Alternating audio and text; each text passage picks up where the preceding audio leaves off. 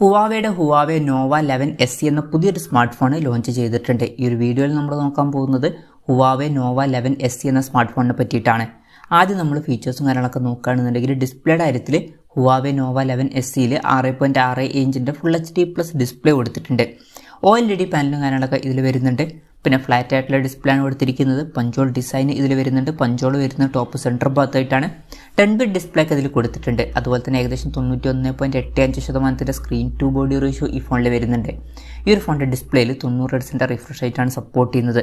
ഈ ഒരു smart phone ഏകദേശം 23,000 രൂപ പ്രൈസ് റേഞ്ചിലാണ് വരുന്നത്. ആ ഒരു പ്രൈസ് റേഞ്ചിൽ 120 Hz റിഫ്രഷ് റേറ്റ് തന്നെ നമ്മൾ എക്സ്പെക്ട് ചെയ്യുന്നുണ്ട്. പക്ഷേ ഇതിൽ 90 Hz റിഫ്രഷ് റേറ്റേ വരുന്നുള്ളൂ. അപ്പോൾ ഡിസ്പ്ലേ ഫീച്ചേഴ്സ് മൊത്തത്തിൽ നോക്കുമ്പോൾ OLED പാനലും അതുപോലെ തന്നെ പഞ്ചോൾ ഡിസൈനും കൊടുത്തിട്ടുണ്ട്. പക്ഷേ 120 Hz റിഫ്രഷ് റേറ്റ് സപ്പോർട്ട് ചെയ്യുന്നില്ല. അതും കൂടി ഉണ്ടായിരുന്നെങ്കിൽ കുറച്ചും കൂടി നന്നായേനെ. പിന്നെ in display finger print sensor ഈ ഫോണിൽ കൊടുത്തിട്ടുണ്ട്.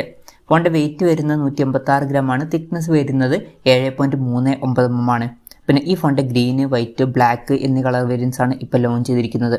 പ്രോസസ്സറിൻ്റെ കാര്യത്തിലോട്ട് വരികയാണെന്നുണ്ടെങ്കിൽ സ്നാപ്ഡ്രാഗൺ 680 എന്ന പ്രോസസ്സർ ഈ ഫോണിൽ കൊടുത്തിട്ടുണ്ട്. 23,000 രൂപ പ്രൈസ് റേഞ്ചിൽ ഈ ഒരു പ്രോസസ്സർ എങ്ങനെയുണ്ടെന്ന് വെച്ചാൽ ഒരിക്കലും മികച്ചൊരു പ്രോസസ്സറാണ് എന്ന് പറയാൻ പറ്റില്ല. ഈ ഒരു പ്രൈസ് റേഞ്ചിന് പറ്റിയിട്ടുള്ള ഒരു പ്രോസസ്സറേ അല്ല ഈ ഒരു പ്രോസസ്സർ. ഒരു 9,000 13,000 രൂപ പ്രൈസ് റേഞ്ചിൽ വരുന്ന ഫോണുകളിലൊക്കെ കാണുന്ന ഒരു പ്രോസസ്സറാണ് ഈ ഒരു പ്രോസസ്സർ.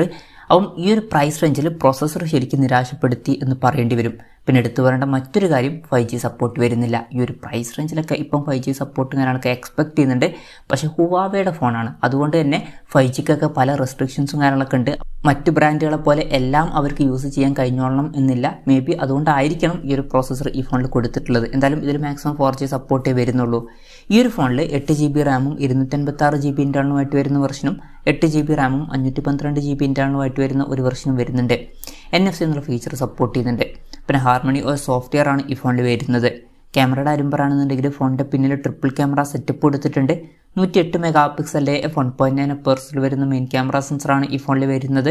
8 MP f2.2 അപ്പേഴ്സിൽ വരുന്ന അൾട്രാ വൈഡ് ആംഗിൾ ലെൻസ് വരുന്നുണ്ട്. ഇതിൻ്റെ ഫീൽഡ് ഓഫ് വ്യൂ വരുന്നത് 112 ഡിഗ്രിയാണ്. 2 MP f2.4 അപ്പേഴ്സിൽ വരുന്ന മാക്രോ ലെൻസും ഈ ഫോണിൽ കൊടുത്തിട്ടുണ്ട്.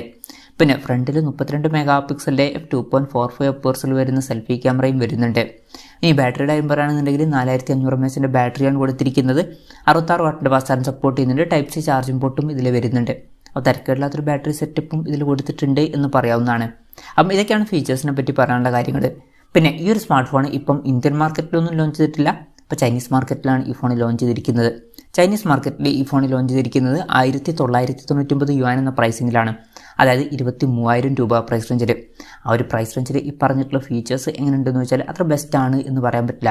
ഇപ്പോൾ ഡിസ്പ്ലേയുടെ കാര്യത്തിൽ 120 Hz റിഫ്രഷ് റേറ്റ് സപ്പോർട്ട് ചെയ്യുന്നില്ല. അതുപോലെ തന്നെ ഈ ഒരു പ്രൈസ് റേഞ്ചിന് പറ്റിയിട്ടുള്ള പ്രോസസ്സർ ഇതിൽ കൊടുത്തിട്ടില്ല. പിന്നെ തിരക്കേടില്ലാത്ത ഓൺ പേപ്പർ ക്യാമറ സ്പെസിഫിക്കേഷനും തിരക്കേടില്ലാത്തൊരു ബാറ്ററി സെറ്റപ്പ് ഒക്കെ വരുന്നുണ്ട്. എന്നാലും പ്രോസസ്സറും 120 Hz റിഫ്രഷ് റേറ്റും കുറച്ച് നിരാശപ്പെടുത്തി എന്ന് പറയേണ്ടി വരും. എന്തായാലും ഈ ഒരു പ്രൈസ് റേഞ്ചിൽ ഇത് അത്ര മികച്ച ഫോണാണ് എന്ന് എനിക്ക് തോന്നിയിട്ടില്ല. നിങ്ങളുടെ അഭിപ്രായം ജസ്റ്റ് ഒന്ന് കമൻറ്റ് ചെയ്യുക. ഇനി ഇന്ത്യൻ മാർക്കറ്റിൽ ഈ ഫോൺ ലോഞ്ച് ചെയ്യുമെന്ന് വെച്ചാൽ ലോഞ്ച് ചെയ്യാൻ ചാൻസ് വളരെ കുറവാണ്. കാരണം ഹുവാവെ ഇപ്പം അധികം ഫോണുകളൊന്നും ഇന്ത്യൻ മാർക്കറ്റിൽ ലോഞ്ച് ചെയ്യാറില്ല. ചിലപ്പം ഗ്ലോബൽ മാർക്കറ്റിൽ ലോഞ്ച് ചെയ്തേക്കാം. ഗൾഫ് രാജ്യങ്ങളിലും യൂറോപ്യൻ കൺട്രീസിലൊക്കെ ഈ ഫോൺ ലോഞ്ച് ചെയ്തേക്കാം. എന്നാൽ കൺഫർമേഷൻസ് ഒന്നും ഇപ്പം പുറത്ത് വന്നിട്ടില്ല. എന്തായാലും ഹുവാവെ നോവ 11 SE എന്ന സ്മാർട്ട് ഫോൺ ഇപ്പോൾ ലോഞ്ച് ചെയ്തിട്ടുണ്ട്. ഈ ഒരു ഫോണിനെ പറ്റിയിട്ടുള്ള നിങ്ങളുടെ അഭിപ്രായം ജസ്റ്റ് ഒന്ന് കമൻറ്റ് ചെയ്യുക.